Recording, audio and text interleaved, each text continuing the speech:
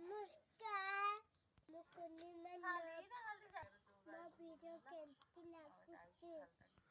ମୋତେ like subscribe କରନ୍ତୁ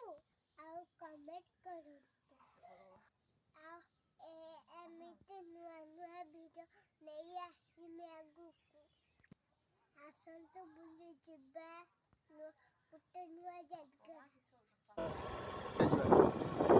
ଆସନ୍ତୁ